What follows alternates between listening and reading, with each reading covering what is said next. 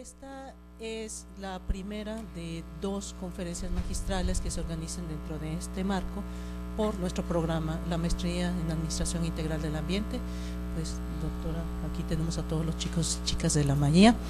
También saludamos a quien nos esté siguiendo por el internet. Vamos a tener al final una sesión de preguntas y respuestas aquí en nuestras y por el internet, vía Twitter. Vamos a estar recibiendo sus comentarios, sus preguntas.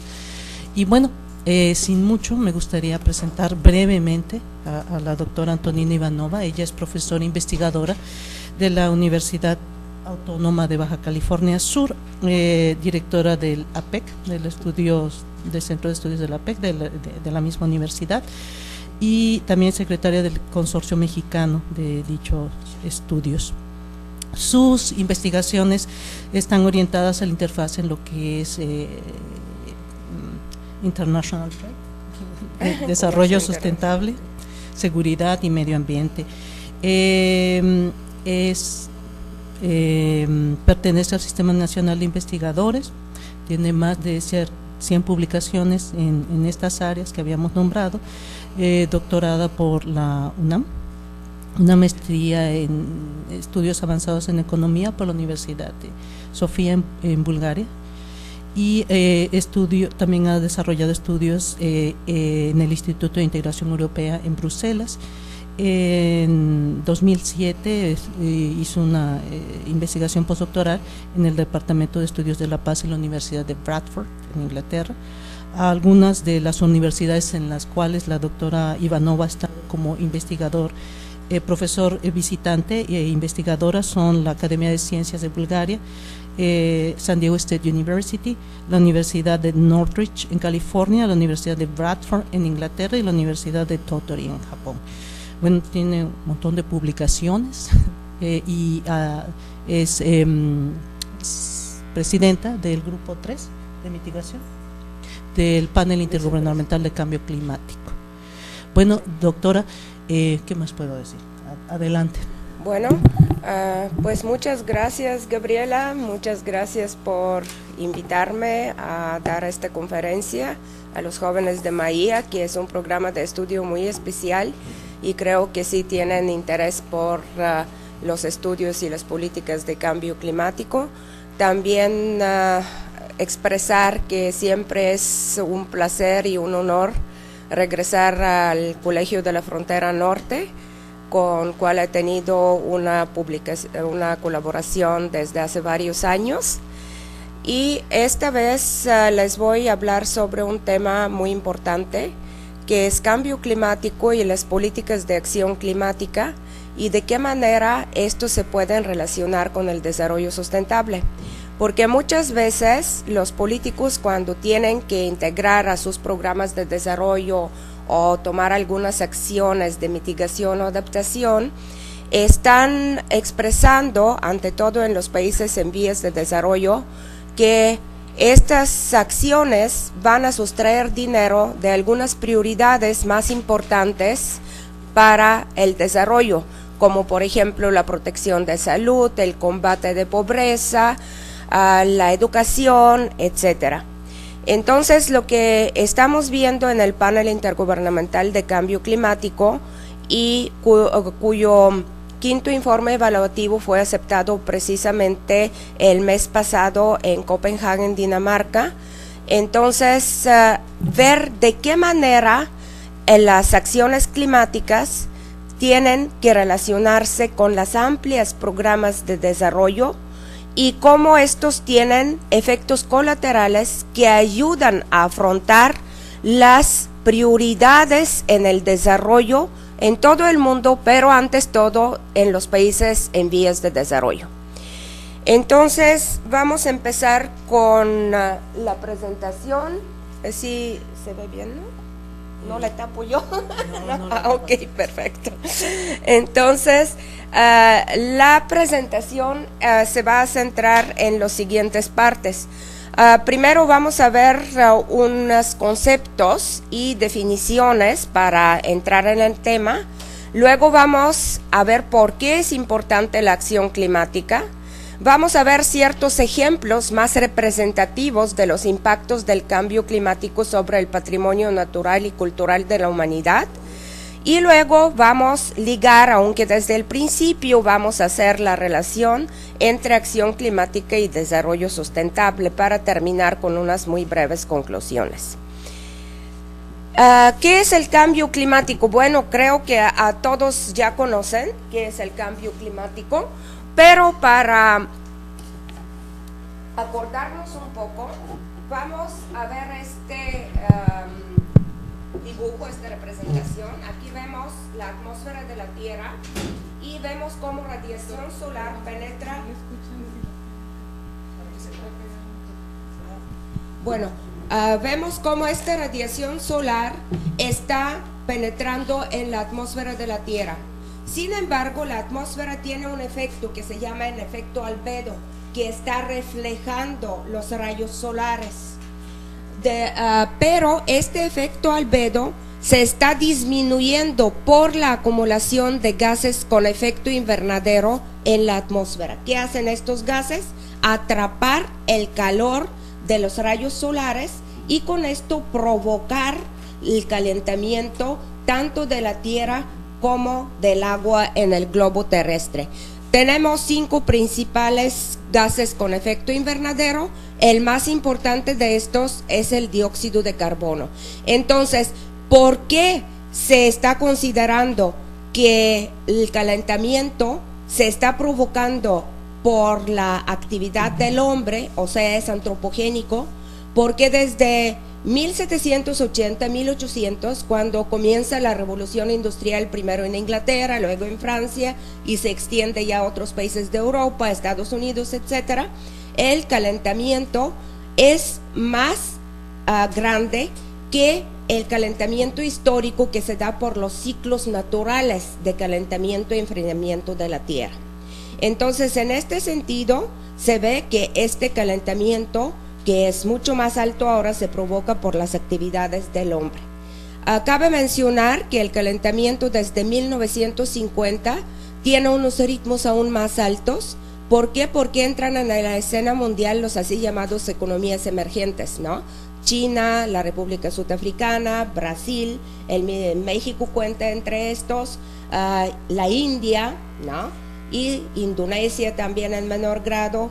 Y estos también empiezan a emitir con una fuerza muy grande debido a su desarrollo, lo que hace que las concentraciones aumenten aún más.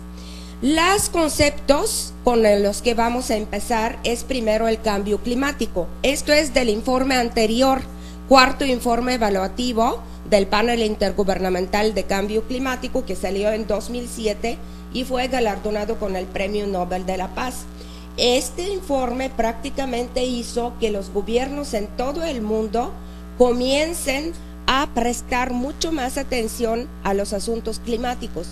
¿Por qué? Porque aparte de resaltar la emisión de gases de efecto invernadero, los impactos sobre la temperatura, etcétera, también está viendo muy en detalle los impactos o efectos que provoca el cambio climático sobre el agua, sobre la disponibilidad de elementos y otras cuestiones cruciales para el desarrollo humano. Entonces, esto es la conclusión, que ya es un efecto inequívoco que se ha hecho evidente de las observaciones, y estos son los 3 indicadores principales: incremento de las temperaturas promedio del aire y el océano, derretimiento pronunciado de la nieve y hielo, que se da ante todo en el Polo Norte, ahorita vamos a ver por qué, así como el incremento del nivel de medio de mar, que se debe precisamente a este deshielo y también a que con el calor el agua aumenta de volumen. Aquí tenemos el concepto del desarrollo sustentable para que desde este momento comencemos a relacionar los dos elementos. Es de nuestro futuro común, o informe Brundtland, que dice: el desarrollo sustentable es el desarrollo que satisface las necesidades del presente sin comprometer la capacidad de las futuras generaciones de satisfacer sus propias necesidades. Y como vemos en el año siguiente, en 1988, la plenaria 70 de la Asamblea General de la ONU nos establece los principios de la protección del clima global para las generaciones presentes y futuras de la humanidad y la conservación del clima como parte del patrimonio común de la humanidad. En este sentido, tenemos desde un año después de que se establece la definición del desarrollo sustentable, tenemos su enlazamiento muy cercano por la Asamblea de ONU con las cuestiones del clima, ¿no? Porque para las futuras generaciones, para proteger sus intereses y garantizar su nivel de vida digno, tenemos que proteger el clima, o sea, no permitir el calentamiento global. En el artículo 2 de la Convención Marco de las Naciones Unidas de Cambio Climático se dice: el objetivo último de esta convención y todo instrumento legal relacionado con esta es alcanzar la estabilización de la concentración de los gases de efecto invernadero en la atmósfera a un nivel que pueda prevenir la interferencia antropogénica peligrosa con el sistema climático. Entonces aquí ya se acepta muy claramente que lo que afecta más el clima es la acción del hombre. Inclusive ahorita esta era, a diferencia de las eras anteriores, Pleistoceno, Holoceno, etcétera, se empieza a denominar, fue acuñado ya el término antropoceno, o sea, la era de la interferencia fuerte del hombre, ¿no? Y luego sigue, este nivel tiene que ser alcanzado en un tiempo suficiente para permitir a los ecosistemas adaptarse de manera natural al cambio climático, asegurar que la provisión de alimentos no esté amenazada y asegurar que el desarrollo económico se dé de una manera sustentable. Aquí la Convención Marco, entonces, desde su establecimiento, porque fue establecida precisamente en 1992, acepta estos principios, ¿no?, de la creación antropogénica y de la necesidad de frenarlo para que no pare la posibilidad de desarrollo de manera sustentable y no amenace las necesidades básicas humanas, como la necesidad de alimentos, por ejemplo. Aquí tenemos el cambio global y continental de la temperatura. Si se fijan, las líneas azules son los que muestran cómo se ha dado el cambio, la fluctuación natural de la temperatura en los años, ¿no? Y así debería de darse hasta 2000, por ejemplo, si no se hubiera comenzado con esta acumulación de gases con efecto invernadero. Las líneas rojas es como realmente se ha desenvuelto la temperatura, con la coincidencia muy clara entre la acumulación de gases con efecto invernadero y la elevación de la temperatura, ¿no? Aquí lo vemos prácticamente por continentes, ¿no? Y aquí abajo lo tenemos a nivel global, ¿no? Vemos como desde 1950 empieza un aumento aún más grande por la razón que ya mencioné. Esto es la Tierra global. Todos sabemos que la Tierra tanto se calienta como se enfría más lentamente, más rápido, que el mar. El mar se calienta más lentamente, por eso el mar tenemos un calentamiento más bajo.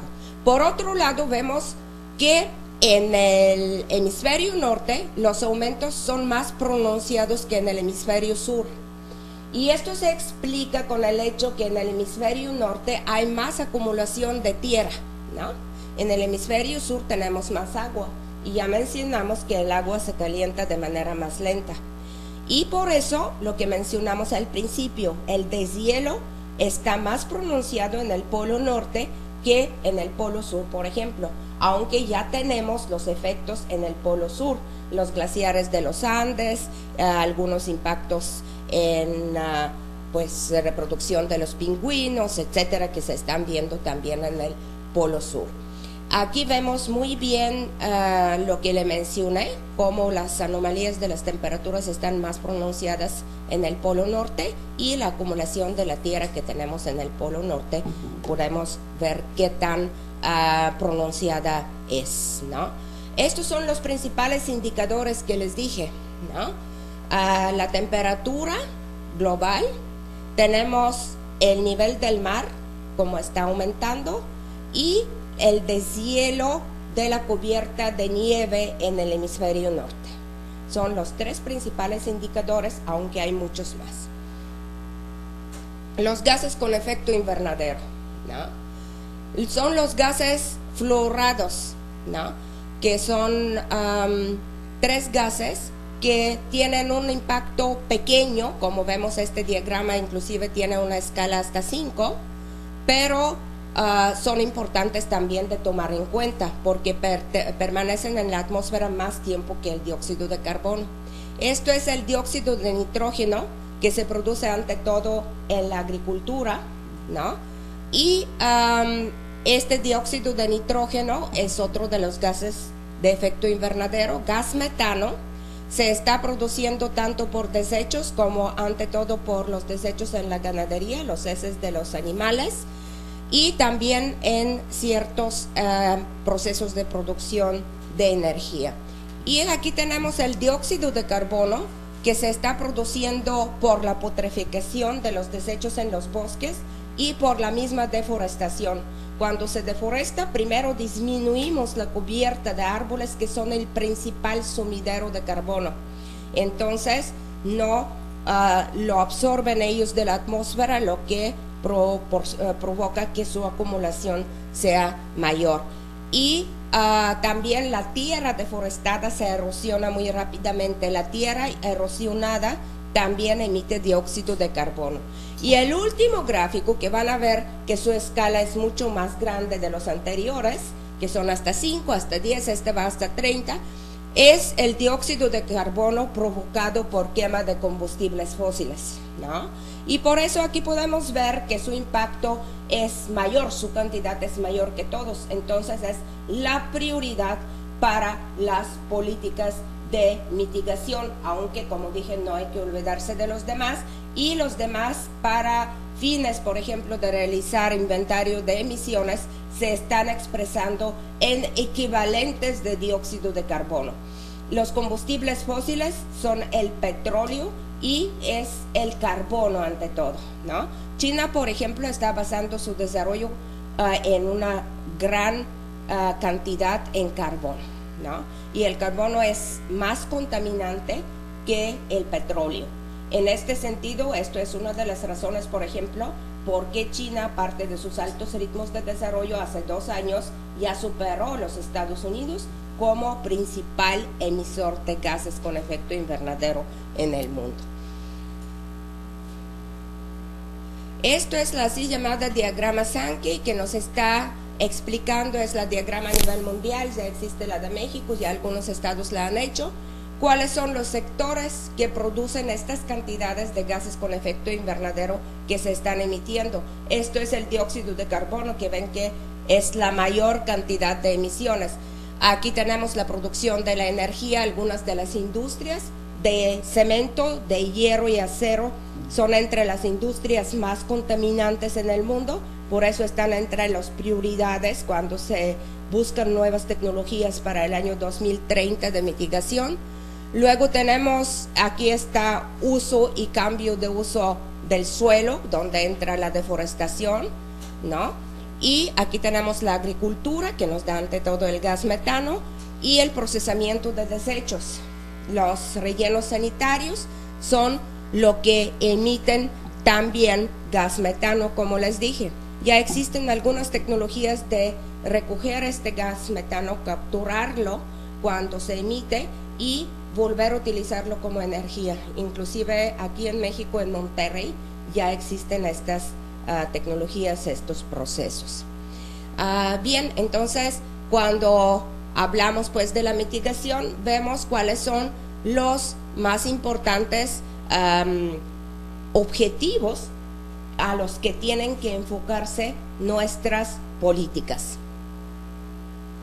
Esto es Groenlandia en 1992 y 2002. Esto es un deshielo permanente de la cubierta de nieve, ya no se recupera, ¿no? Está tomada la fotografía satelital en el mismo, en la misma temporada del año, entonces ya esto nos indica las pérdidas permanentes de nieve Y esto es una fotografía también que es de 2012 y ve qué tanto se deshiela la cubierta de nieve en 4 días, entre julio 8 y julio 12 de 2012. Vemos que se pierde toda la cubierta de nieve. Esta no es la pérdida permanente, ¿no?, como en la anterior, pero vemos que por primera vez en este año se llegó a un descongelamiento completo de Groenlandia, nada de nieve prácticamente, ¿no? Esta nieve se recupera en periodo de invierno, pero como dijimos, siempre en cantidades menores. El Polo Norte. En el Polo Norte ya tenemos, que antes no se pensaba, una ruta navegable.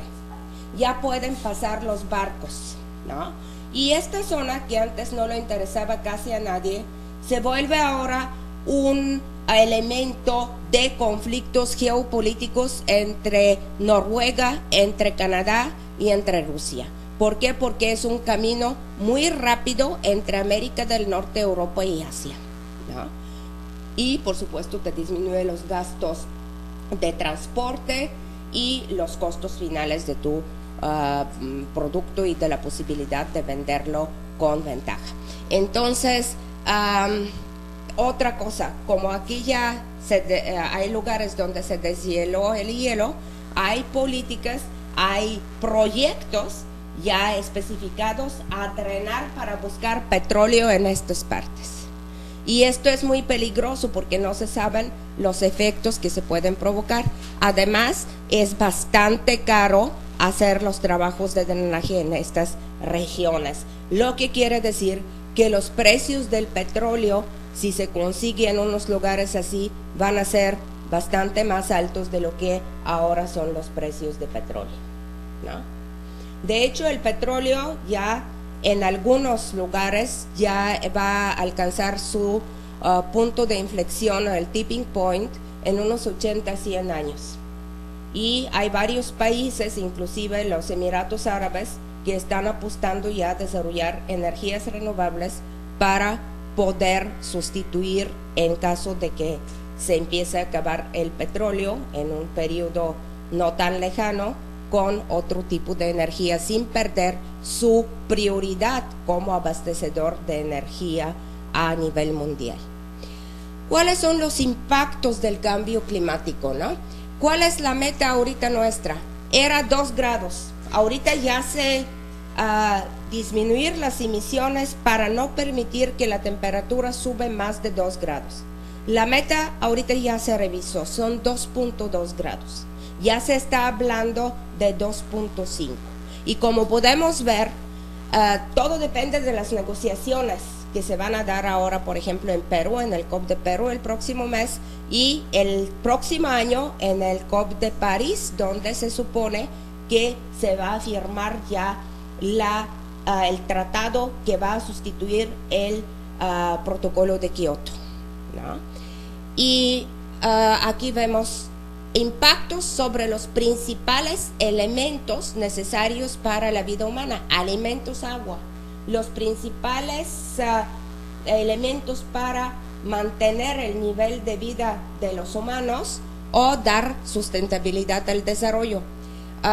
Vemos que tenemos decrecientes cosechas en varias regiones, ante todo regiones en desarrollo.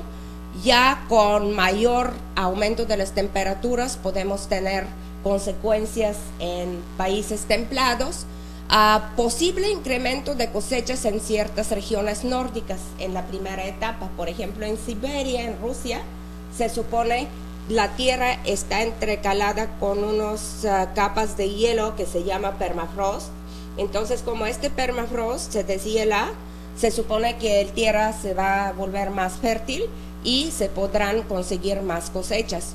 Pero este descongelo del permafrost también es muy dañino porque daña varias infraestructuras. De hecho, ahorita vamos a ver un ejemplo de unas casitas. Daño a los arrecifes coralinas, ¿no? Los corales se están blanqueando. Por ejemplo, el coral de Australia, el arrecife coralino, que le dicen el mayor animal del mundo, ya está en proceso de blanqueamiento. Vamos a ver que está entre objetos amenazados de patrimonio de la humanidad natural del UNESCO, ¿no? ¿Aquí hay algún biólogo? A ver, los arrecifes coralinos cuando se blanquean, ¿qué amenazan? ¿Qué se amenaza? Son, ahí está.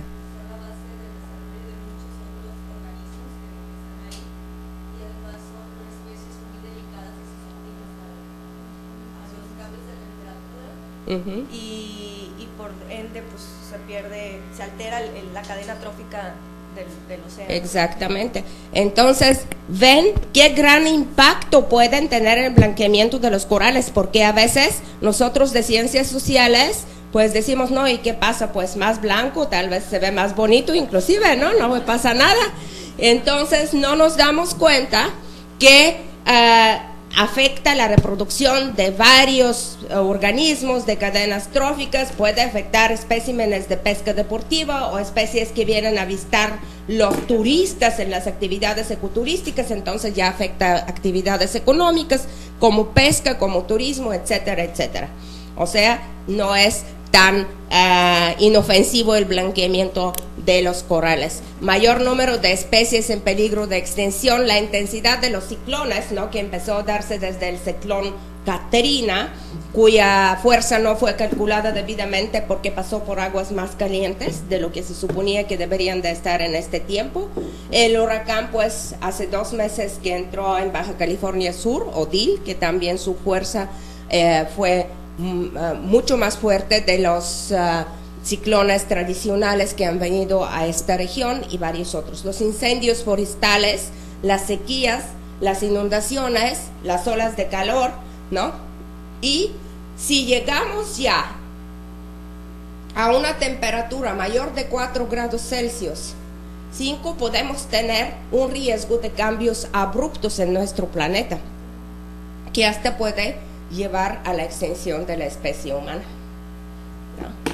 Porque dicen que el planeta se va a recuperar, pero algunas especies que lo habitan pueden desaparecer, ¿no? Entonces hay que tener mucho cuidado hasta dónde podemos permitir que aumente la temperatura, ¿no? Disponibilidad del agua, que es una cosa muy importante. Se dice que las guerras del siglo XXI ya van a ser por agua, no como las guerras del siglo XX que eran por petróleo. Ya tenemos también migrantes climáticos de las islas Kiribati, Vanuatu, Tuvalu, se van a Australia y Nueva Zelanda, están comprando tierra a sus gobiernos, algunas partes de la tierra se dona. ¿Por qué? Porque ya no pueden tener actividades productivas en sus islas. Las Maldivas están muy amenazadas también por la inundación, y hay otras regiones que también sufren estos daños, ya no que los van a sufrir en 30, en 50 o en 100 años. En 100 años se dice que pueden inundarse varias regiones costeras donde está concentrada 78% de la población de la Tierra. Aquí tenemos algunos otros ejemplos, ¿no? Por ejemplo, la salud humana. El mosquito vive más tiempo. En los países mediterráneos, donde hace 100 años ya no había casos de paludismo, ya en los últimos 4 años ya hay casos de paludismo. ¿Por qué? Porque el verano se prolonga, tiempo de calor, el mosquito vive más tiempo y se da estas enfermedades, ¿no? Todos estos que son como dengue, las enfermedades por calor en los países europeos que se han dado por ola de calor, donde no tienen sistemas de enfriamiento. Muy amenazadas son, por supuesto, las zonas costeras, donde hay que dar énfasis especial, ¿no? Y las áreas naturales protegidas, que se ven como una especie de buffer, de poder, por ejemplo, mantener los manglares sin devastarlos o reforestar las manglares, porque las manglares son muy importantes en cuanto frenan la erosión de la tierra por la elevación del mar. Y también últimamente se han hecho estudios que dicen que su capacidad de secuestrar dióxido de carbono del aire inclusive es más alta que los árboles de hoja ancha. Entonces los manglares son muy importantes. Se están amenazando los recursos culturales también, que vamos a ver algunos ejemplos, por las inundaciones, por los vientos más fuertes, por las sequías, por la erosión, ¿no? Estos son nuestros indicadores y cómo impactan todo esto, por supuesto. Los recursos hídricos, que es muy importante para algunos lugares, porque no solamente es su evaporación por la sequía, sino saben que hay algunas regiones cuyo principal abastecimiento de agua es por aguas subterráneas, ¿no? Entonces, con la elevación del nivel del mar, el agua salada penetra estos pozos subterráneos y convierte el agua en salobre, que la hace inepta para consumo humano o para fines agrícolas. Esto es el otro vía que amenaza los recursos hídricos. Esto es, por ejemplo, un ejemplo. Hay varios ejemplos sobre los impactos que se pueden dar en México. Pueden checar algunos de estos en la página de INEC, pero aquí elegí este porque precisamente nos habla de esta región donde está la península de Baja California Sur, donde hay una escasez de recursos hídricos ya. Esta escasez ya se está viendo inclusive en los estados del sudoeste de Estados Unidos, ¿no? Hoover Dam ya su nivel disminuyó sin que se haya podido recuperar los últimos, creo que son 3 o 4 años. Ahí se ve que si todo sigue como está, sin agregar el cambio climático, para el año 2030, toda la península entrará en una situación crítica, no solo de estrés hídrico, sino una situación crítica para el recurso hídrico. Y esto es si agregamos el cambio climático para el mismo año 2030, no solamente la península, sino también el estado de Sonora entraría en esta situación y otros lugares se agravarían. El DF ya también está en situación crítica por abastecimiento del agua. Existen proyectos traer el agua desde Veracruz e inclusive desde Chiapas, ¿sí? Entonces, es un ejemplo de las amenazas que están pronosticadas para nuestro país y para la península de Baja California Sur. ¿Cómo esto nos impacta? Todo lo que comprende el desarrollo sustentable. El desarrollo sustentable tiene 3 pilares principales: el económico, el social y el ambiental, ¿no? El económico tiene que presentar crecimiento, eficiencia y estabilidad, pero también tiene que estar relacionado con el elemento social, y en el elemento social, tomando en cuenta las comunidades. Ahorita ya no hablamos solamente de darles algunos ingresos a las comunidades o hacerlos partícipes en el ingreso generado, sino hacerlos agentes activos del desarrollo, empoderarlos y que ellos mismos toman participación en establecer las políticas de desarrollo para sus localidades, para sus regiones, ¿sí?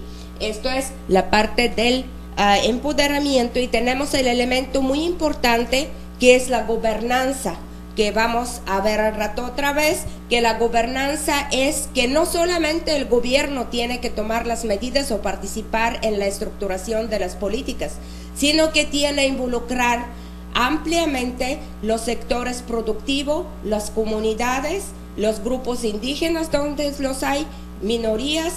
También tiene que involucrar las instituciones de educación superior como asesores, y también tiene que involucrar a las empresas, ¿no? Porque también las asociaciones de productores, las asociaciones de hoteles, etcétera, tienen que participar en estas políticas. Hay acciones voluntarias, inclusive, que ellos asumen. Por supuesto, el gobierno los puede apoyar con exención de impuestos, con algunos apoyos, pero es importante que ellos también estén concientizados y participen, aunque la especie que se presenta tanto a los sectores comunitarios como a las empresas tiene que ser posiblemente de la especie ganar-ganar, ¿no?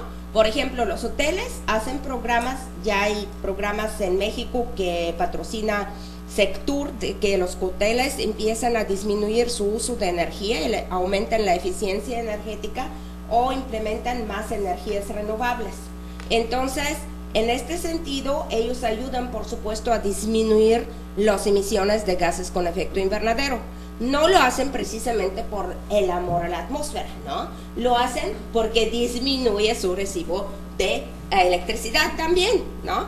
Pero hay muchas políticas de estas que pueden implementarse y que pueden beneficiar tanto la empresa o el individuo o la comunidad como la atmósfera, y estos son los que tenemos que buscar, obtener efectos colaterales benéficos, minimizar el impacto sobre la salud, con esto se disminuyen los gastos en salud en el gobierno, etcétera, ¿no? Y tenemos el pilar ambiental. El pilar ambiental, por supuesto, se refiere a la protección de biodiversidad, de los recursos naturales y disminuir la contaminación.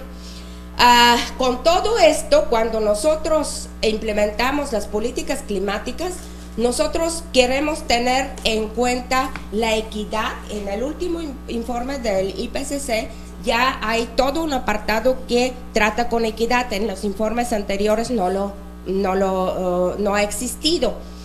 Y nos referimos no solamente a la equidad en cuanto a no dañar los intereses de las futuras generaciones, sino también a la equidad intrageneracional dentro de nuestra generación, tener equidad entre regiones, entre partes del mundo, entre países y entre diferentes estratos de la población en el mismo país, ¿no? Y esto es importante porque los que más vulnerables son al cambio climático son las comunidades pobres. Entonces tú no puedes hacer los planes, por ejemplo, a desarrollar una comunidad pesquera en un lugar donde los pronósticos climáticos te dan que se van a cambiar ya las especies, se van a desaparecer unas especies que se van a ir más al norte, por ejemplo, por el calor, y van a venir otros, o van a quedarse otros que no eran el objeto principal de la actividad de esta cooperativa pesquera. En el Plan de Acción Climática para la Ciudad de La Paz, que se hizo junto con el Banco Interamericano de Desarrollo, se vio un ejemplo así, ¿no? Ahí la principal especie que pescan las cooperativas que están cerca de La Paz es el pez sierra. Y se ve que como en 30 años el pez sierra parece que va a migrar más al norte. Y el que se va a quedar o venir desde más al sur es el pez que se llama guachinango. Entonces, pues dices tú a primera vista, no pasa nada, ¿no? Que pescan guachinango. La cuestión es que este pez vive mucho más profundamente en el agua. Y hay que recambiar todos los artes de pesca de la comunidad. Y si tú no lo tomas en cuenta como gobierno, ¿no? Vas a afectar el nivel de desarrollo de esta cooperativa. No vas a poder combatir la pobreza, ¿de acuerdo? Si quieres ayudarles, pero le das apoyos para el recurso anterior, no resulta en nada tu política. O algunas acciones de mala adaptación que se llaman. En la India, en Kerala, se construyó un recipiente, ¿cómo se llama? Presa de agua, ¿no?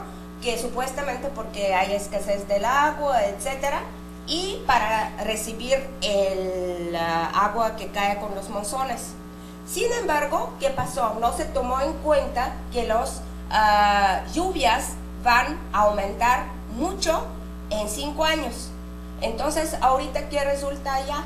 La presa, en vez de servir de un recipiente que junta el agua y la hace disponible en los tiempos de sequía, se convierte en un receptor que junta el agua es de más capacidad, y el agua se va con una fuerza tremenda sobre el pueblo cercano, ¿no? O sea, es como un recipiente que la junta, y como está sobre su capacidad del agua, se echa, pero ya junta, no como lluvia, ya como que aumenta el proceso de inundación de este pueblo. Y esto es un ejemplo de mala adaptación que no toma en cuenta. Entonces, en vez de ayudarles a esta gente, en vez de ayudarles a esta gente, los haces aún más vulnerables a las inundaciones, ¿no? Por eso las políticas pues que tienes que tomar en para el desarrollo son muy relacionados con los pronósticos climáticos y las acciones climáticas. Algunos ejemplos que les dije que les voy a dar para que vean ya los impactos que ya se están dando con el cambio climático. Esto es la Gran Barrera de Coral en Australia, ¿no?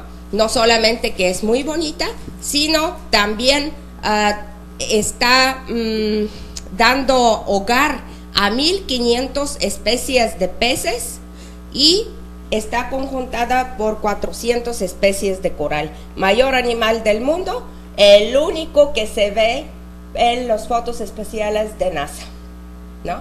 No hay otro coral que se ve. Ya está en peligro por el cambio climático de blanqueamiento, ya se dan recursos por UNESCO para tomar medidas de protección, lo que se pueda hacer.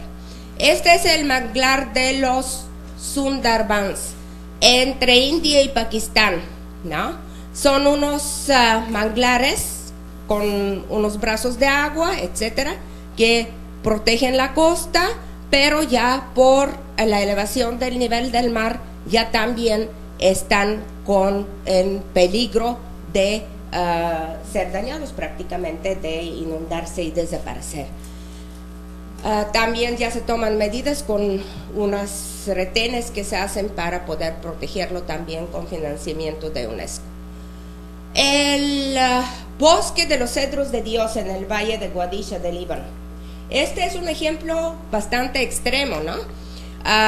¿Por qué? Porque estos bosques pueden desaparecer pero por completo, no disminuir, etcétera.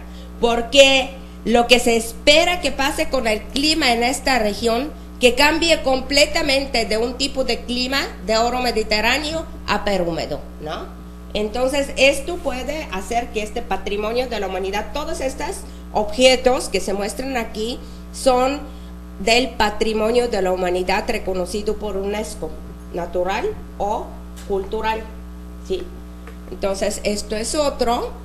Aquí tenemos la rana dorada de Centroamérica, ¿no? La rana dorada está desapareciendo prácticamente, tiene muchos rezagos y es una de 100 especies que ya están desapareciendo.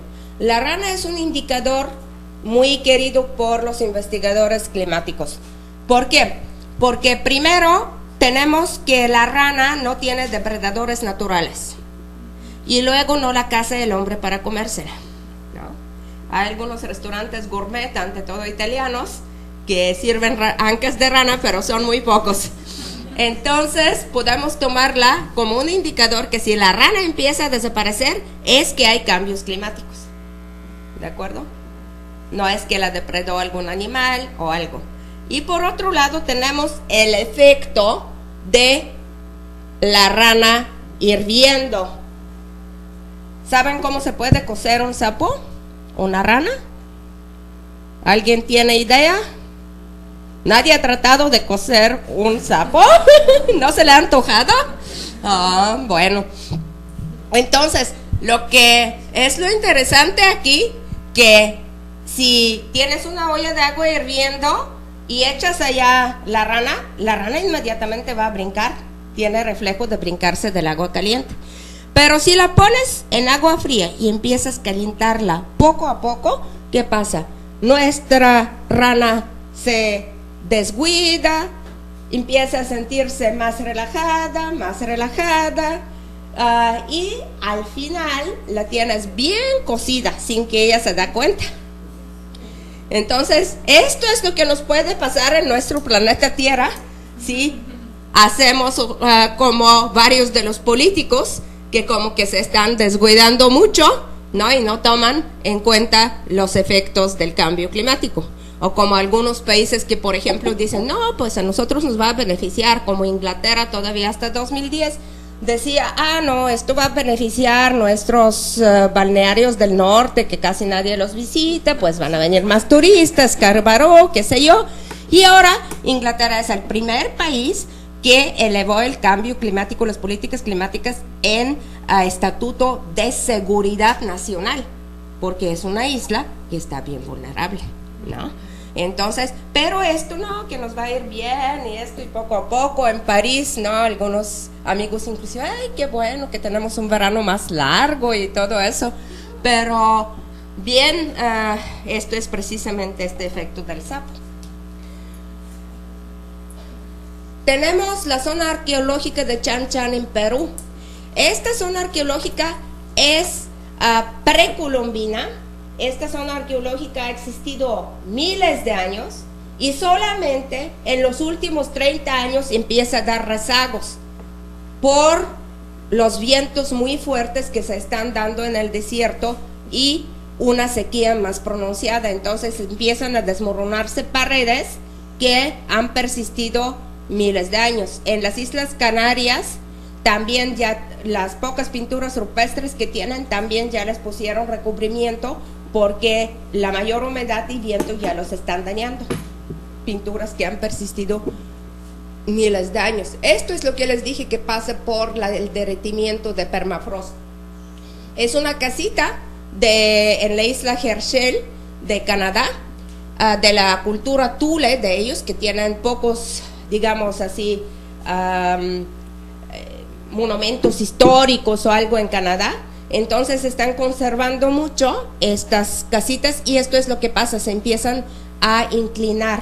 Inclusive no solo pasa con estos edificios, sino con edificios de vivienda o con las carreteras. Con las carreteras es muy peligroso cuando pasa, tanto por el transporte de mercancías, ¿no?, como por el transporte de los humanos. Entonces ellos tienen todo un proyecto de cambiar estas casitas de aquí donde están cerca del mar hacia más tierra adentro. ¿Por qué? Porque si penetra la elevación del nivel del mar, penetración en la tierra, acelera el derretimiento de permafrost, ¿sí? Esto es, aquí tenemos en Londres, Greenwich, donde ya hay mayor peligro de inundaciones también para los edificios históricos, etcétera, ¿no? Y hay mareas más altas, hay vientos más fuertes, entonces entra más agua aquí. También hay acciones para adaptarse a esto. Como podemos ver, no se elige aquí de los impactos, si son países en desarrollo o los países desarrollados, ¿no? Todos pueden tener impactos. Sin embargo, las zonas tropicales son más aptas para más vulnerables, ¿no? Porque pueden tener más sequía, más pérdida de alimentos y muchos de los países en desarrollo están en estas zonas. Y luego, además de los impactos, cuando hablamos de adaptación tenemos que tomar en cuenta la capacidad de respuesta o coping capacity, como se dice en inglés, y esto nos determina la resiliencia del lugar. O sea, tú puedes ser amenazado, pero si tu capacidad de respuesta es mayor, puedes salir más rápido de este problema. Como por ejemplo, los países desarrollados tienen mayor capacidad de disponer de recursos financieros, de disponer de tecnología, de cuadros calificados, ¿no?, para afrontar los impactos. Entonces se dice que tienen mayor capacidad de respuesta. En las últimas negociaciones, por ejemplo, están queriendo mucho olvidarse de esta capacidad de respuesta. Por ejemplo, Canadá quiere poner sus islas del norte en la misma situación de vulnerabilidad como las islas del Pacífico, Kiribati, Vanuatu, las Maldivas, etcétera, que son pues un país en una isla muy pobre que no tiene capacidad de respuesta y además está con mucha población. Entonces la vulnerabilidad, por supuesto, es mucho más alta que de una isla al norte de Canadá que tiene todo un país con una capacidad de respuesta detrás de sí y además pues viven 3 gatos sobre la isla, ¿no? No está poblada. Entonces estos son unas cosas muy interesantes que se dan en las negociaciones, bueno, tal vez un oso blanco también, que se dan en las negociaciones climáticas, ¿no? Que cada quien jala por su lado, por eso es tan difícil avanzar y tomar los compromisos. Esto es Venecia. Venecia, pues, que es el patrimonio de la humanidad desde hace mucho tiempo. Ya hay inundaciones aún más altas de esto en los supermercados, etcétera. Venecia ya ha disminuido su población en los últimos 10 años ya ha disminuido su población. Es probable, hay algunos pronósticos inclusive que dicen que para 2030, 35 ya no va a ser habitable Venecia, ¿no? Entonces es una cuestión, bueno, que no solamente amenaza a la gente de esta zona, sino a todo el mundo, porque es un patrimonio de humanidad muy importante desde el punto de vista histórico, turístico, etcétera. Y esto es las respuestas que tenemos que dar a todo esto, ¿no? Dijimos mitigación que ataca las causas, disminuir la emisión de gases con efecto invernadero, y la adaptación, adaptarse, ¿no?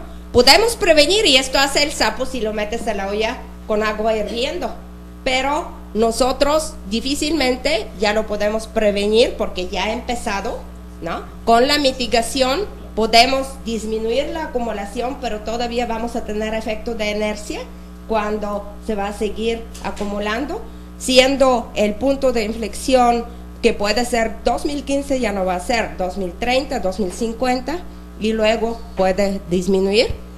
Y adaptarse, si ya tienes impactos que no puedes remediar, que van a persistir, que ya se han dado, tienes que vivir con ellos, entonces tienes que adaptarte, no solo a los que se han dado, sino a los esperados, a los futuros. ¿Sí? Y esto nos lo explican los sapos. ¿Qué hace Pues pone el carbón más allá, y se construyó un barquito donde puede estar a gusto en el agua caliente. Estos son la mitigación y la adaptación, ¿no? La mitigación son las iniciativas y medidas diseñadas para reducir las emisiones de gases con efecto invernadero.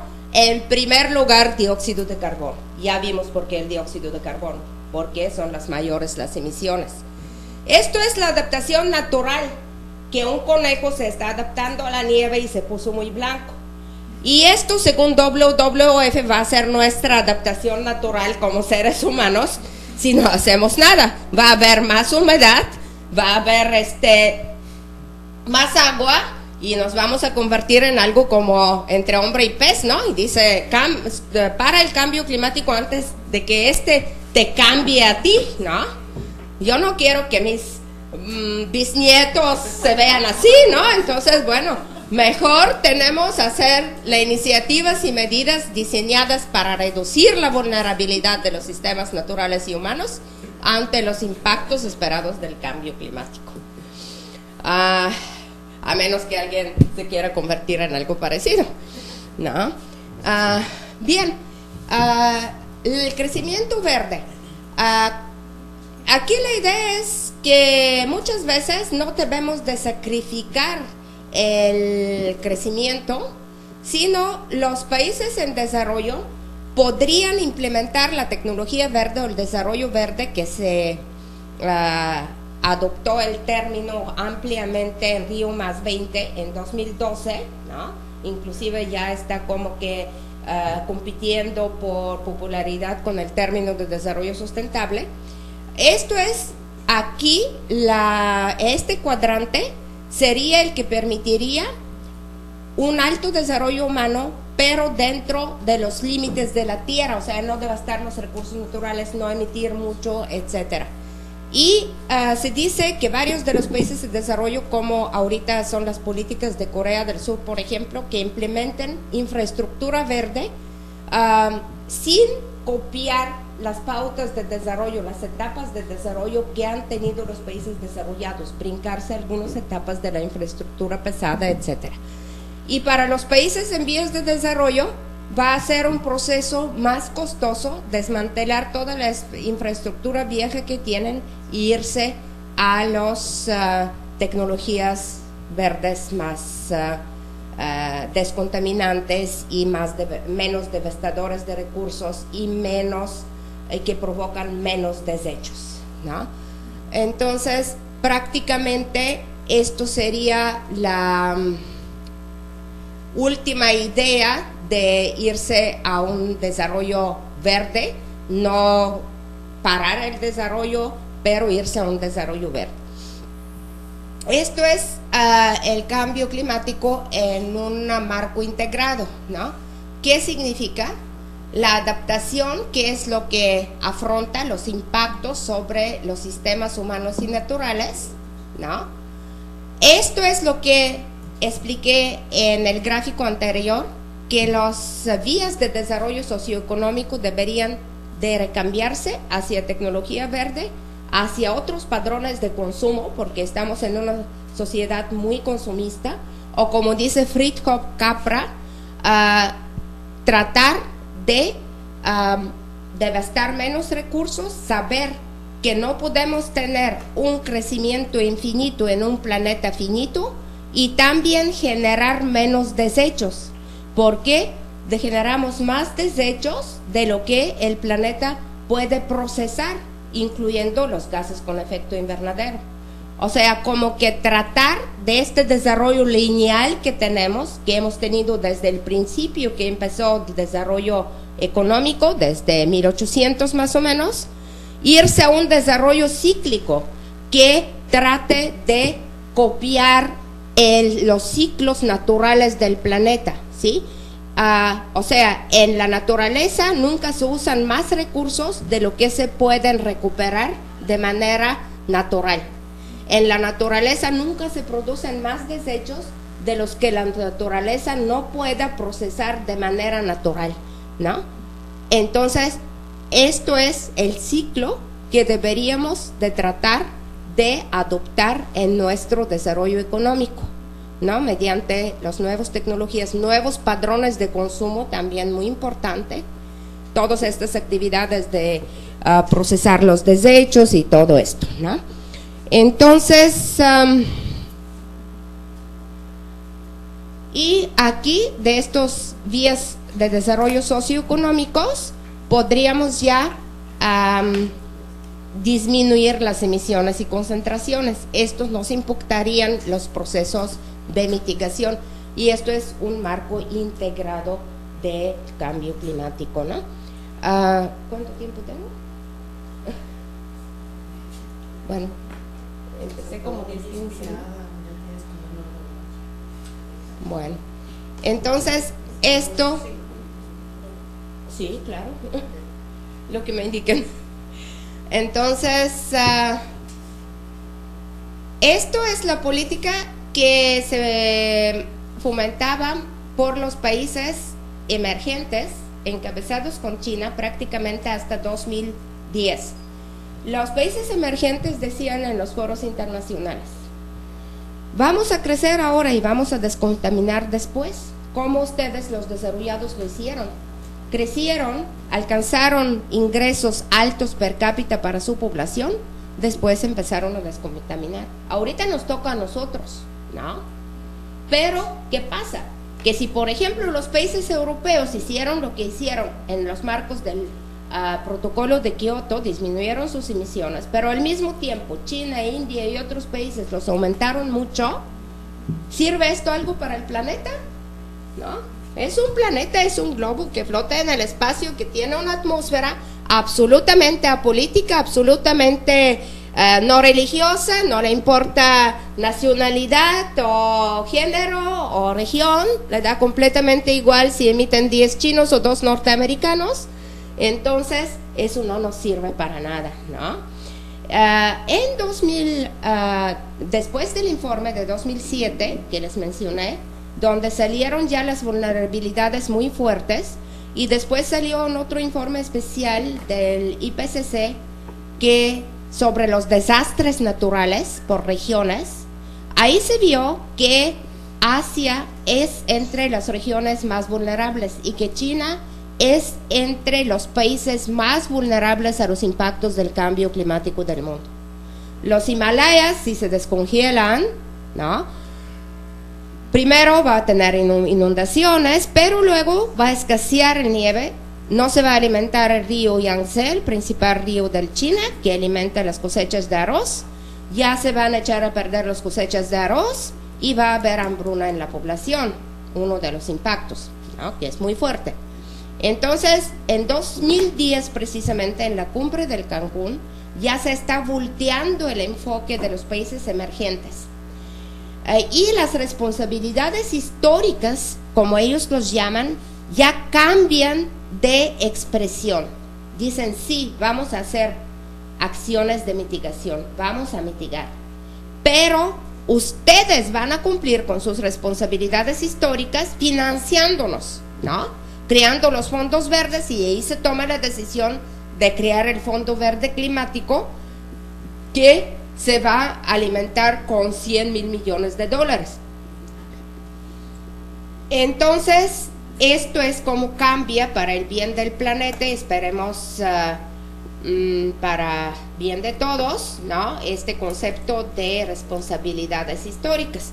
Y ahí vemos a qué tipo de desarrollo deberíamos de ir, bajo de carbono, ¿no? Que los efectos colaterales, por ejemplo, de eficiencia energética nos daría la seguridad energética, ¿no? Seguridad energética, ¿qué significa? Que un país no dependa para su desarrollo de recursos energéticos importados de otros lugares. Por ejemplo, no sé si han oído que Alemania es uno de los países que mayor énfasis ha puesto a la implementación de las energías renovables. Tiene 4.5 veces menor acceso al sol que México, pero tiene mucho más desarrollo en energía solar. He creado 1 millón de empleos también, efecto colateral. ¿Qué busca Alemania con todo esto? Sí, es pionero en acción climática, pero tampoco lo hace por puro amor a la atmósfera. Lo hace porque quiere garantizar su seguridad energética, no depender de los recursos que entran del Oriente Medio, donde saben que la situación es muy inestable con la primavera árabe, etcétera, ¿no? Y no depender con los suministros de gas de Rusia, que también tiene problemática con Rusia, y Rusia muchas veces, inclusive en foros internacionales, hace presión sobre las expresiones, sobre los pronunciamientos de los países que dependen de ella, como amenazando disminuir o cortar los suministros de gas. Entonces, esto es lo que tenemos que ver en la acción climática, que muchas veces te da efectos colaterales: seguridad energética, salud, alguna creación de empleos, llevar la energía a las comunidades alejadas de la red eléctrica, etcétera, etcétera, ¿no? Bien, entonces esto sería el ciclo virtuoso, saliendo de este ciclo vicioso del que ya hablamos. Y un signo muy alentador para el próximo tratado, que esperemos se firme en París el próximo año, es que el 12 de noviembre, hace 9 días, precisamente en la cumbre de los líderes de APEC, de Asia Pacífico, China y Estados Unidos, están anunciando el pacto que hicieron para disminuir sus emisiones de gases de efecto invernadero. O sea, China ya va a asumir un compromiso vinculante de disminuir sus emisiones en 20% para el año 2030. Estados Unidos a su vez los va a disminuir en 25% para el año 2025 en comparación con el nivel de 2005. ¿Sí? Es un avance muy grande, porque todos los países estaban mirando qué van a ser los mayores emisores, y todos prácticamente decían: si los mayores emisores no entran en el nuevo convenio, nosotros tampoco, ¿no? En Europa, con la crisis, hay varios países que están en situación económica precaria. Entonces, ¿qué hacen? Pues dicen: ¿por qué nosotros sí y ellos no? Y están en su razón, ¿no? Bueno, entonces esto es un buen signo que estamos viendo. Y bien, con esto vamos a terminar, que hay 3 mensajes clave del 5º informe del IPCC. Es el informe que fue aceptado este año, que no hay duda sobre la creciente contribución antropogénica al cambio climático. O sea, ya no nos podemos hacer tontos, que es ciclo natural y que nosotros los humanos no tenemos nada que ver, por lo tanto no tenemos nada que hacer. Tenemos que actuar de manera rápida y decisiva si queremos evitar los impactos siempre crecientes. Vimos allá el tablito de los impactos. Ya nuestro límite no es 2 grados, ya nuestro límite es 2.2, con la tendencia de irse a 2.5. Si lo dejamos crecer más, pues ya podemos llegar a algunos impactos muy, muy indeseados. Y tenemos el potencial para limitar el cambio climático y para construir un futuro mejor. pero para convertir a este potencial existen las energías, existen las capacidades, etcétera, pero necesitamos una amplia cooperación a nivel nacional, gobierno, empresas, sociedad, academia y a nivel internacional, regiones y países, ¿no? Tengo unos mensajes, qué es lo que puede hacer cada quien a nivel individual, pero le voy a dejar a la doctora Muñoz la presentación para que se la comparte y lo lean. Es importante que cada quien, como los países, como los estados, como los municipios, está importante que cada uno de nosotros haga su plan de acción climática individual, ¿no? Y a veces hay cosas, es por cuestión del tiempo, ¿no? Pero aquí están. No más, no quería dejar que se despidan con ustedes los sapitos. Y aquí uno quiere salirse ya de la olla, pero el otro le dice: ¿a poco estás dispuesto a cambiar nuestro modo de vida usual? ¿No? Entonces, pues tratemos de cambiar nuestro modo de vida de usual para conservar nuestras vidas. Muchas gracias.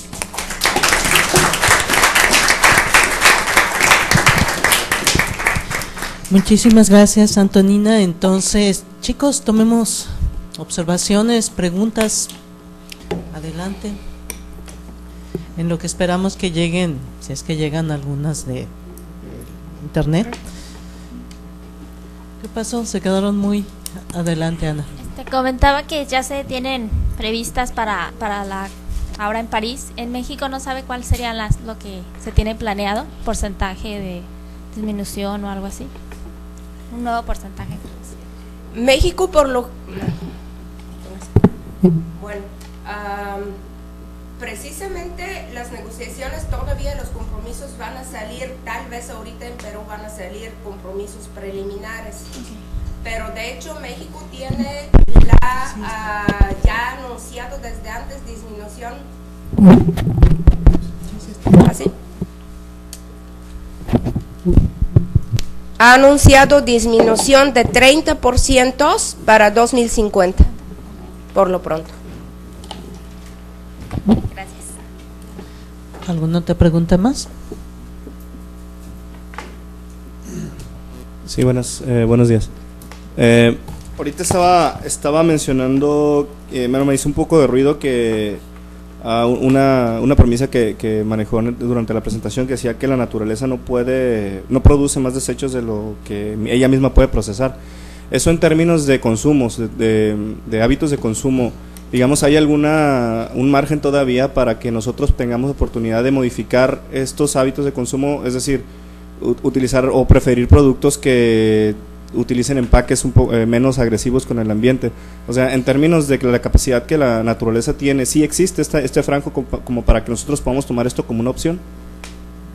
Bueno, cuando hablo de la naturaleza, hablo de los procesos naturales de la naturaleza, ¿no? Por ejemplo, si caen las hojas, se pudren o se lo comen los gusanos, o hay animales que se comen los otros animales que se mueren, etcétera, etcétera. Estos son los procesos de la naturaleza, que la naturaleza sí tiene toda la capacidad de procesar sus propios desechos. Sin embargo, como sociedad humana hemos producido mucho más desechos de lo que puede procesar la naturaleza, inclusive de lo que podemos procesar nosotros mismos con las tecnologías que tenemos. Sí hay margen, por supuesto, en eso se está trabajando. Primero, producir menos desechos, ¿no? Tener procesos de producción que produzcan menos desechos, luego tener los procesos de reciclaje. Por ejemplo, producir plástico, de botellas de plástico recicladas, consume como 3 veces o 4 veces menos energía de lo que consumiría producirlos desde la primera etapa de la producción. O producir papel reciclado, en vez de producirlo de un árbol cortado, también cuesta mucho menos en términos de energía, en términos de dinero, etcétera. Entonces tenemos tratar de reciclar y tratar de tener procesos de producción más eficientes, con menos insumo por unidad producida.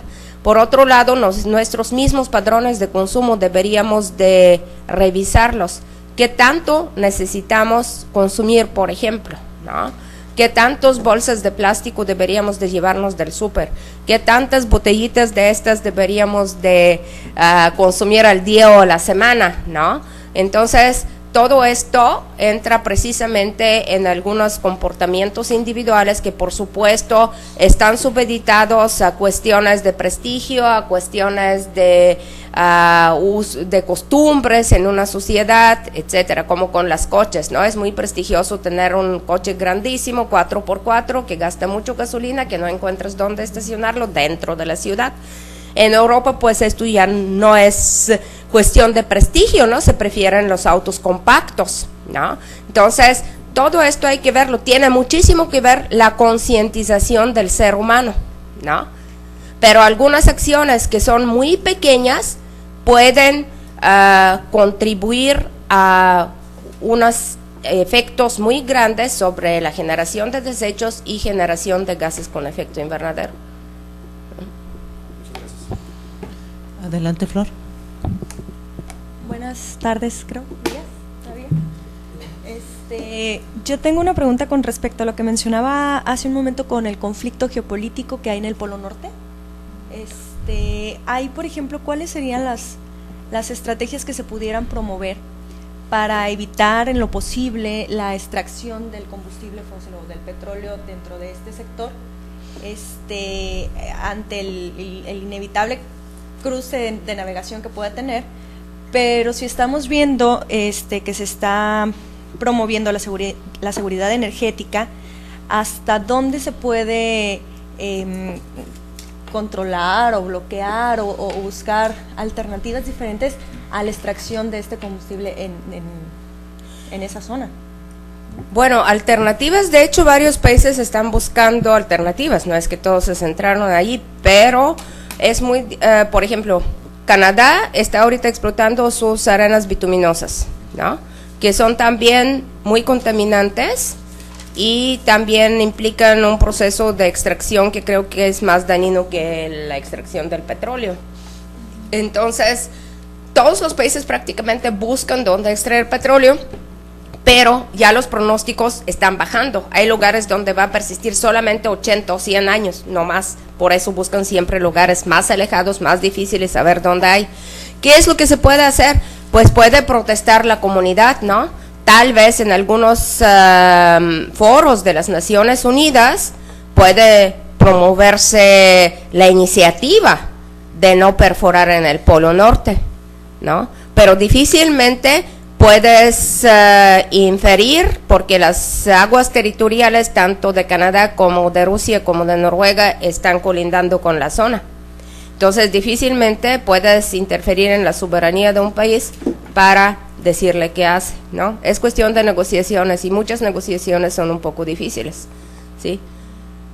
No es recomendable, pero desgraciadamente los intereses económicos están prevaleciendo y en Rusia inclusive hay activistas encarcelados por pronunciarse contra el drenaje de petróleo en el Polo Norte, ¿sí? Entonces imagínense qué tan difícil sería pronunciarse en contra de una política gubernamental en un país totalitarista prácticamente. Tiene que ser un movimiento internacional, ¿no? Adelante, Jocelyn. Hola, ¿qué tal? Buen día. Mi pregunta va relacionada con el anuncio que hizo China y Estados Unidos sobre la reducción de emisiones, este compromiso que causó sorpresa en esta cumbre, fue inesperado. Y este tipo de compromisos, ¿qué implicaciones va a tener para esta próxima COP en Perú? ¿Qué movimientos o qué posiciones vamos a ver de los países, de los diferentes países que están precisamente alineados y elaborando su estrategia y su posición frente al cambio climático? Muy grande, el impacto va a ser muy grande porque China no tenía compromisos vinculantes en el protocolo de Kioto. Ninguno de los países en vías de desarrollo tenía compromisos vinculantes. Entonces, muchos de los países europeos, por ejemplo, ya se estaban rebelando contra las políticas de Unión Europea de cumplir sus compromisos porque están en condiciones de crisis ahora, tienen dificultades económicas, ¿no? Tanto Grecia como España, como Italia, Irlanda, los países de ex bloque socialista no tienen un desarrollo muy alto. Por ejemplo, Hungría, Polonia están muy en contra también si los otros países emergentes que emiten mucho más que ellos siguen emitiendo, que ellos asuman algunos compromisos.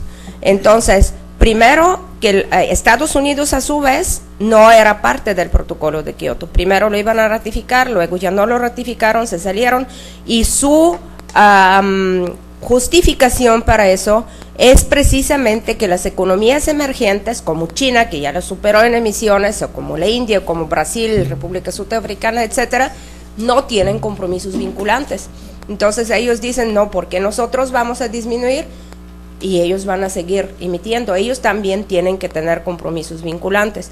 Un poco la situación se niveló con este cambio del concepto de responsabilidades históricas, las que le mencioné, que ya dijeron los emergentes, sí vamos a disminuir emisiones, pero ustedes nos financian. Implicaciones. Primero, todos van a ver que tanto China como Estados Unidos ya van a tener compromisos vinculantes. Quiere decir que todos los emergentes van a seguir a China asumiendo compromisos vinculantes. Quiere decir que todos los países ya van a ser motivados a entrar en el nuevo convenio, porque ya vieron que Estados Unidos y China ya van a entrar, ya anunciaron sus compromisos desde antes. ¿Sí? Esto era lo más importante, porque muchos países no entraban porque Estados Unidos no estaban o porque China no tenía compromisos vinculantes. Perdón, y en esta misma temática, ¿qué implicaciones va a tener para el posicionamiento de México? ¿Creo que tiene alguna implicación o va a variar? México tiene esos compromisos, como hace un rato dijimos, ¿no? México siempre, pues... ha hecho muchas cuestiones a nivel internacional como país emergente, que es el primero que emitió su 5º informe nacional, ¿no? ¿Cuáles son los informes nacionales? Que tú como país estás dando la situación, cómo está las emisiones, inventario de emisiones, qué vulnerabilidades tienes y qué acciones de adaptación y mitigación tienes planeado en tu país, ¿no? Entonces, México ahorita es el tercer país después de China e India que usa más fondos de los fondos verdes del mecanismo global ambiental. Entonces, compromisos. Todos los estados ya han hecho sus programas de acción climática, ya empiezan los PACMUNES a nivel municipio. Entonces, bueno, en cuanto discurso, en cuanto a los documentos, bueno, es el segundo país a nivel mundial después de Inglaterra que tiene su ley general de cambio climático, que ya obliga los gobiernos estatales y municipales tomar acciones climáticas, ¿no? Y por supuesto, si las economías emergentes, ¿no?, toman sus compromisos, México va a tomar sus compromisos, va a seguir recibiendo los fondos. Ahora hay mucha cuestión todavía por hacer dentro del país. Cuando se reciben los fondos existe poca coordinación de qué manera se usan entre las diferentes instancias, pero sí va a tener sus compromisos igual sujetos al financiamiento de los fondos verdes. No sé si eso era tu pregunta. ¿Alguna otra pregunta? Adelante, Yuri.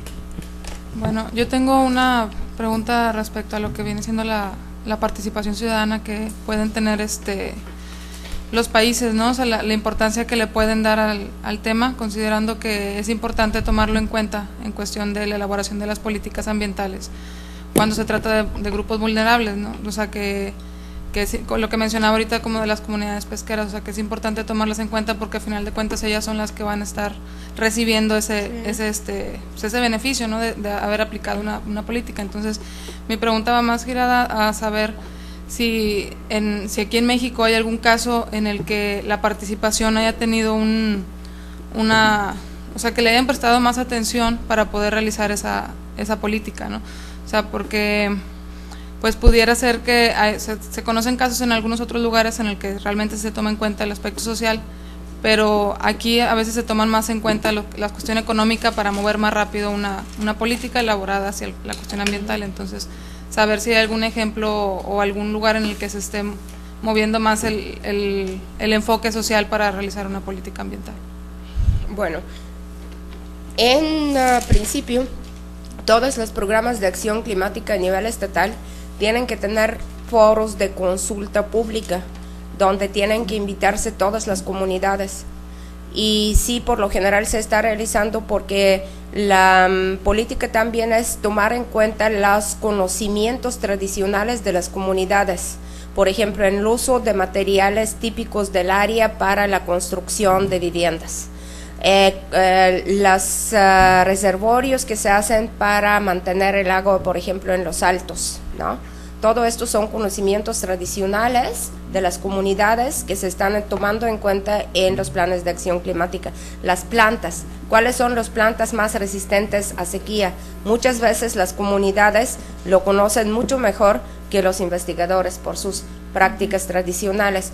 Ejemplos así, por ejemplo, en Baja California Sur sí han participado todas las comunidades. Se hicieron 5 foros municipales con participación de diferentes comunidades, rancheros serranos, pescadores, la gente que participa en estas UMAS que crían borregos cimarrón, ¿no? Y todos los agricultores del valle, etcétera, sí se han tomado en cuenta, ¿no? Y inclusive ha habido una retroalimentación muy bonita porque los investigadores dicen, no, pues nosotros pensamos que las cosechas ya van a salir más tarde, por ejemplo. Y fue muy emocionante cuando los rancheros, por ejemplo, dijeron, no, sí, ya hace 2 años las cosechas los vemos más tarde, ¿no? Como que lo que tú ves en papel, investigación, con los escenarios y todo, ellos ya lo vieron en la práctica, nomás no sabían por qué ocurre. O que las ballenas vienen más tarde, ¿no? Entonces, que el festival de la ballena típico y todo tiene que trasladarse ya a otras fechas, ¿no? Porque no lo vas a hacer cuando las ballenas todavía no han llegado, ¿no? Sería absurdo. Chiapas en la selva, por ejemplo, se usaba mucho, se usa todavía, ¿no? De quemar la selva y desarrollar agricultura de subsistencia. Esta agricultura de subsistencia le da a las comunidades un nivel de vida muy bajo, ¿no? Es solamente para comer, además erosiona la tierra, etcétera. Entonces allí se implementó el llamado pago de servicios ecosistémicos, que se hace también con los fondos verdes, y se le paga a las comunidades para que conserven la selva, ¿no? Y además se le da capacitación para algunos servicios, para realizar algunas actividades de ecoturismo, ¿no? Avistamiento de pájaros, de tucanes o changos, no sé. Esos programas, de hecho, son los mismos programas, los hacen los mismos ONGs que hacen estos programas en Brasil también, en la selva de Brasil. En el pago de servicios ecosistémicos, que le da más dinero de lo que pueden obtener de servicios de la agricultura de subsistencia, inclusive hubo un caso muy, ¿cómo decirlo?, curioso, porque a la hora se les hizo que es poco esto, que pueden pedir más, entonces fueron a Semarnat y dijeron, no, nos aumenten el pago de tanto a tanto, porque si no vamos a deforestar otra vez, ¿no? Entonces decían los colegas allá de Semarnat, tienen secuestrada la selva, ¿no? Si no pagamos, la van a... sí, entonces muchas veces con las comunidades también hay que tener concientización. Otra cosa, las comunidades de caña de azúcar de Campeche y Veracruz, la caña de azúcar perdió mucho su valor en los mercados internacionales, ya ven, por sustitutos de azúcar, por el que el azúcar de remolacha es más barata, qué sé yo.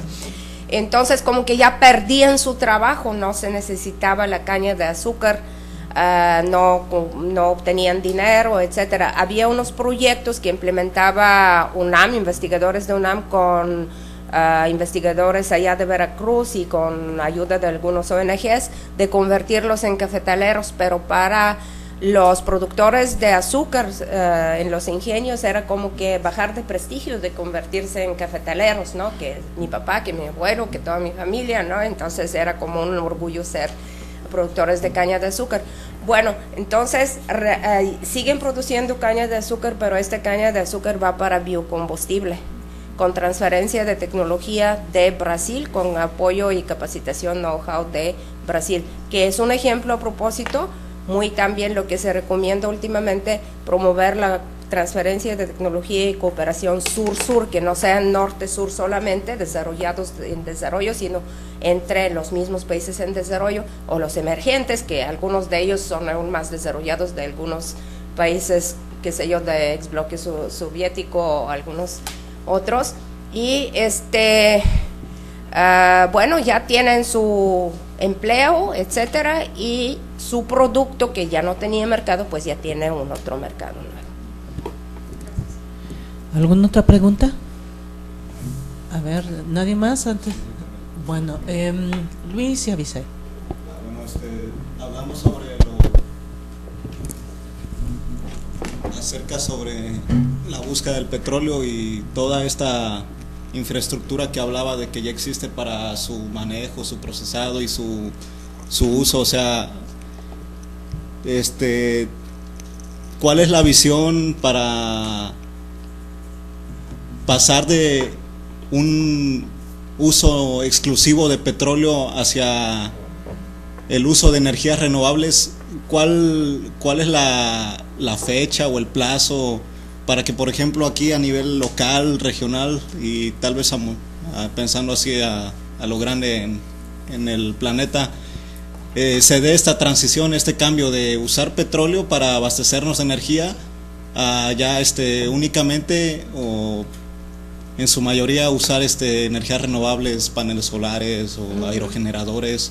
O sea, ¿cuándo se va a dar esta transición? O sea, yo sé que es difícil por toda la infraestructura, los intereses políticos y económicos que existen, pero pensando en esto, en garantizar nuestra supervivencia en el planeta y pues de que los políticos se den cuenta también de que no nada más existe la política y la economía, ¿hay alguna fecha o cuándo va a empezar a verse ya de manera más general? Ok, muchas gracias por esta pregunta porque me das oportunidad de mencionar algo que ya no mencioné por el tiempo, pero fecha no te puedo decir, por supuesto, sería muy aventurado decir esta o esta fecha, ¿no? Pero hay, hay adelantos ya en varios lugares del mundo de utilizar las energías renovables, ¿no? Para utilizar las energías renovables, lo que es la principal barrera es la inversión inicial, que la inversión inicial es muy alta, pero después con el tiempo disminuye el pago que tú como empresa o como consumidor individual haces por la energía. Entonces aquí se trata mucho de que existan algunos programas de apoyo del gobierno para esta inversión inicial. Tal vez si se implementan algunos programas como los programas ACE, por ejemplo, recambio tu refrigerador viejo o tu aire viejo, etcétera, que la gente pueda pagar esta inversión inicial en pagos a 5 años, qué sé yo, ya como en 5 años disminuye su recibo, ¿no? Entonces no va a ser tan difícil. ¿Cuánto?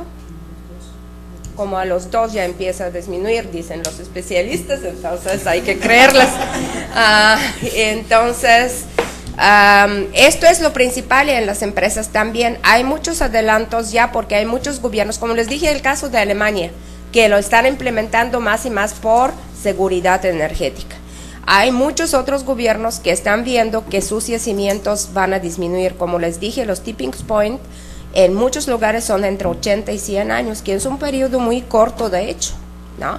¿Qué se va a hacer después? Pues tiene que haber alternativa, inclusive las grandes compañías no van a querer pues parar los procesos de producción porque se acabó el petróleo, ¿no?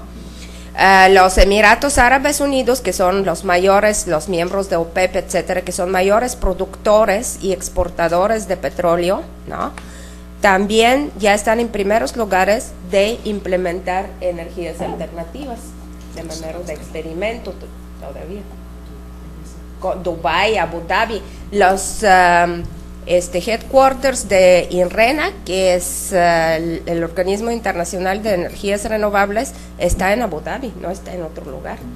El informe especial de energías renovables de IPCC nos invitaron a ir a Abu Dhabi a lanzarlo, ¿sí? Entonces, ¿el que se presentó aquí? Aquí lo promovimos, ahí fue donde lo aprobamos, ¿sí? Ajá. Entonces, hay indicios que ya en muchos lugares se empieza. Es lento porque por supuesto la infraestructura que existe, los intereses que existen, no se van a dar debajo de... ¿Qué es lo alentador aquí? ¿No? Lo alentador es que los precios de energías renovables, de su instalación y todo eso, con los apoyos gubernamentales que se pueden dar y en general con el avance de la tecnología, van a la baja. ¿Qué pasa con los precios del petróleo? Los precios de petróleo por lugares más inaccesibles de drenaje, etcétera, por todos los problemas en Oriente Medio, etcétera, van al alza. En un momento que se acerquen, ya las empresas van a optar por los renovables. Es pura lógica económica. ¿No? No te puedo decir la fecha, ¿no? Pero tampoco va a ser en 500 años, ¿no? Va a ser el petróleo, como dijimos, la mayoría se acaba en 80, 100 años, entonces como en 80 años podemos esperar lo más, ¿no? No un cambio total, yo no digo que se va a cambiar de hoy para mañana todo, pero progresivamente, que ya la mayoría trabajen con los renovables. Avisaí, adelante. Ya me gustaría hacer una pregunta en un contexto nacional y también deriva esta pregunta de unos datos que observé no hace mucho tiempo y van enfocados a lo que es el recurso del agua. Bueno, en los datos que observé aparecía que es del Plan Nacional de Desarrollo, aparecía que los estados del sur son los que más tienen este recurso a comparación de los estados del norte, pero en los estados del sur la población es la que cuenta menos con este servicio. En los estados del norte tienen más la población tiene más acceso a este servicio de agua potable. Entonces, de acuerdo a su experiencia, ¿cómo vislumbraría este contexto y cuál sería una estrategia factible para no derivar en conflictos socioambientales respecto al recurso hídrico?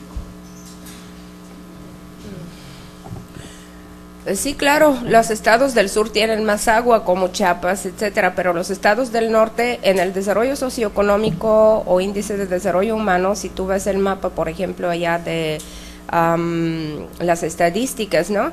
Ves que los estados del norte son más desarrollados que los estados del sur. Entonces tienen sus cascadas, Chiapas, etcétera, tienen mucha agua, inclusive como les mencioné, hay planes de llevar de allá agua al DF, que ya casi se acaba ya el agua. Pero la población es pobre, la población vive en pueblos, la gran parte no tiene acceso a los servicios del agua porque no los tienen en los pueblos, ¿no? Pero tienen el recurso, ¿no?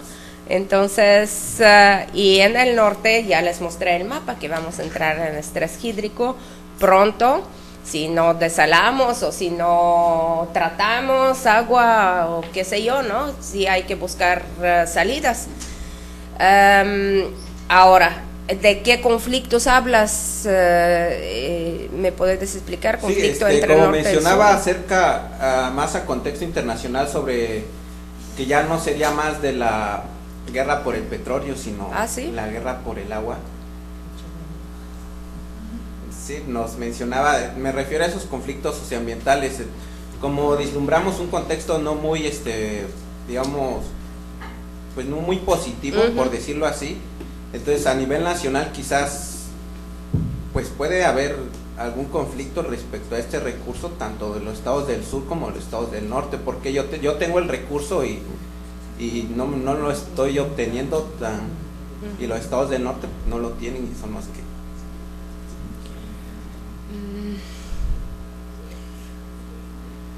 Pues mira, los conflictos son ante todo también, no sé si se vaya a llegar a un conflicto social precisamente.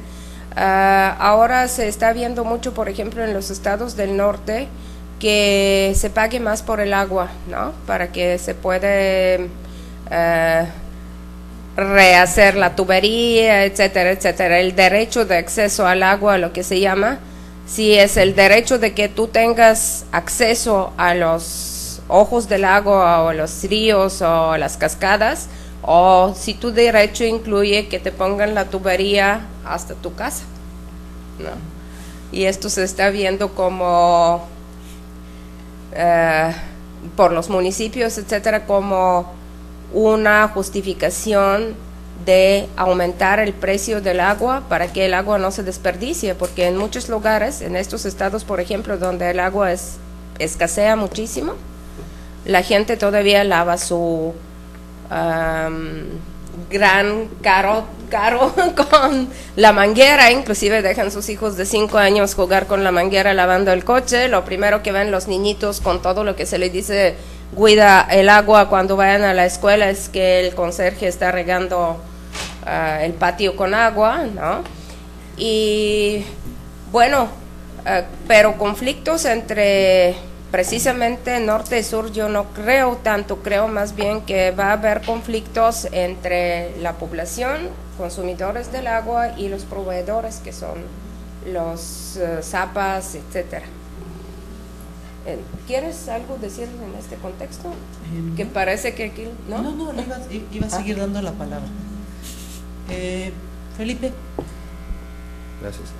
Y ahorita que regrese, yo creo que conflictos ya está habiendo, ¿no? Como el que se presentó en Sonora a partir de este sexenio panista, con la construcción del acueducto Independencia, donde intentan sacar agua de uno de los afluentes del río Yaqui, y los yaquis están previniendo que por la cuestión de cambio climático es posible que si no llueve lo suficiente se genere un problema en un futuro a partir del abastecimiento. Lo chistoso es que precisamente una investigadora de origen yaqui que ha estado dando seguimiento y defendiendo a su grupo étnico, me comentaba que el suministro extra que quieren hacer en Hermosillo a través de este acueducto es de 60,000 litros por segundo, no, por hora es, y ellos lo que querían es, lo que ella veía es que la demanda para la población de Hermosillo, o sea, el gobierno está jugando con la información de tal manera que lo que realmente se requiere para abastecer a la ciudad de Hermosillo son 30,000 litros, y los otros 30,000 litros que el gobierno quiere traer es para uso industrial, sobre todo de las ensambladoras de vehículos.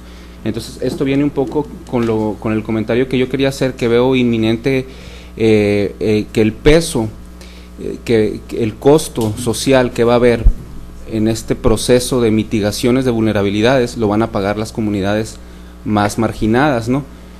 O sea, una de las cosas que yo veía también en Sonora es de que a la gente que tiene mayor poder o capacidad de negociación los presionan menos, y las comunidades que tienen menos capacidad política o de desenvolvimiento en los contextos donde se toman las decisiones son a los que los van a obligar, ¿no? Entonces el gobierno muchas veces llega con las políticas de yo quiero hacerte cambiar tu estilo de vida en tu comunidad y te voy a forzar a que tomes en cuenta ciertas cosas para evitar el cambio de uso de suelo de tu selva, de tu desierto, pero no presiona a la par a las grandes empresas industriales. Por ejemplo, ahí mismo en Sonora, que ahorita la doctora presentaba el caso del problema que se avecina o que ya hay, en la costa de Sonora está un distrito de riego que tiene desde los años 50, y ellos estuvieron sembrando mucho tiempo algodón, nueces. Por ahí comentábamos que para sembrar una nuez se requieren 80 litros de agua, una nuez.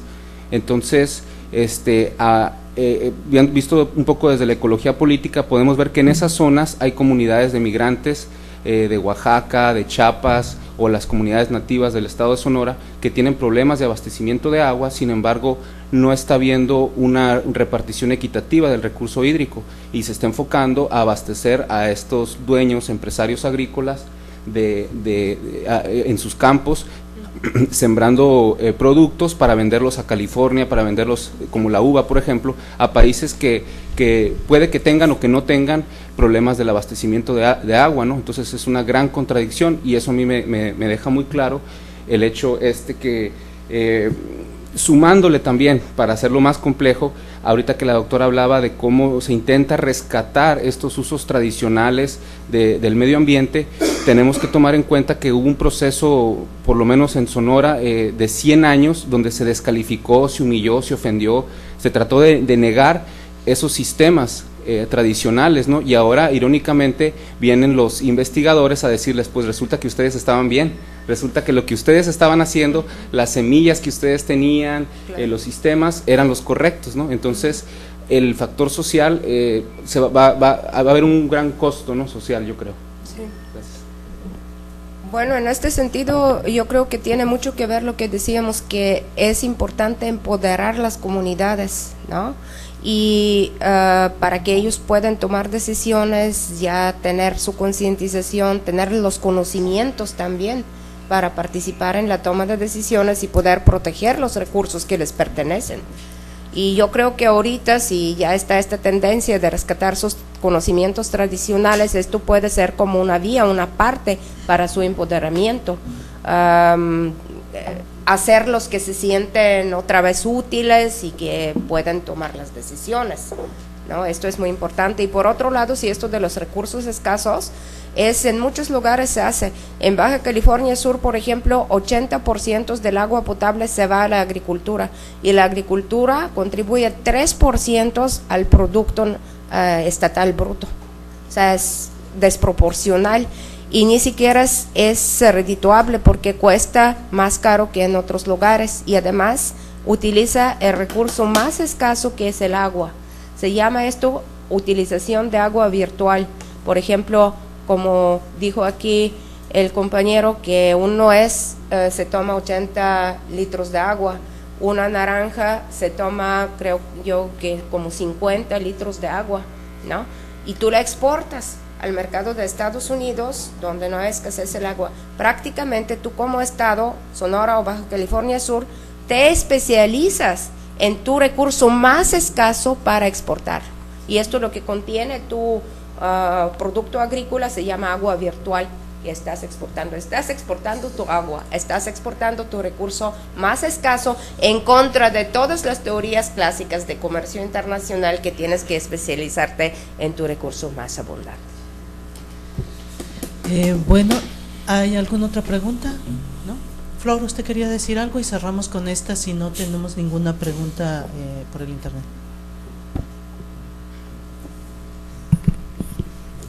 Hola de nuevo.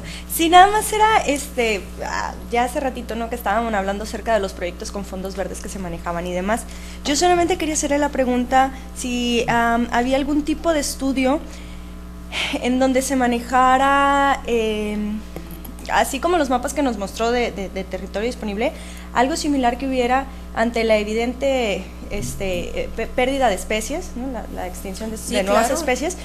Si había mapas donde mostraran la disponibilidad de terreno tentativo que quedaría ante el desplazamiento de estas especies por el impacto del cambio climático.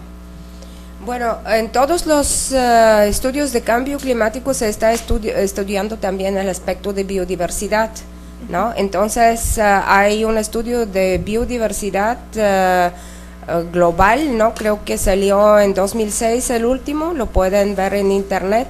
Ahí salen todas las especies amenazadas y cómo han disminuido a nivel mundial, ¿no?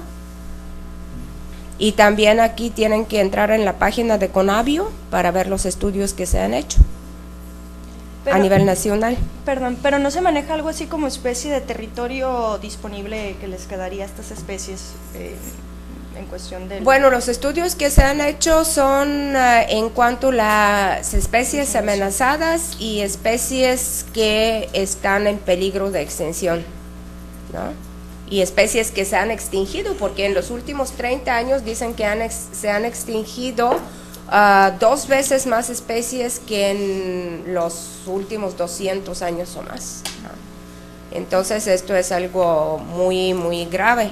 La mayoría son algunos insectos, etcétera, pero también son necesarios para el equilibrio ecológico. Se han hecho, por ejemplo, cuando se hace un plan nacional, nosotros hemos mapeado todo del Baja California Sur, y ahí tenemos cómo, por ejemplo, va a crecer la ciudad, dónde va a escasear el agua, etcétera, y cómo esto amenaza ciertas especies. Y no solo las especies importantes para la pesca, tenemos los marinos y tenemos los terrestres, ¿no? Entonces, entre los terrestres inclusive entran especies como los murciélagos y algunos que no tienen valor comercial, digamos, pero que sí son importantes para polinización, etcétera. Si te interesa, mándame un correo y yo te envío las mapas para que los veas de lo que hemos hecho. Muchas gracias. Ok, si no hay más preguntas, observaciones, ¿no?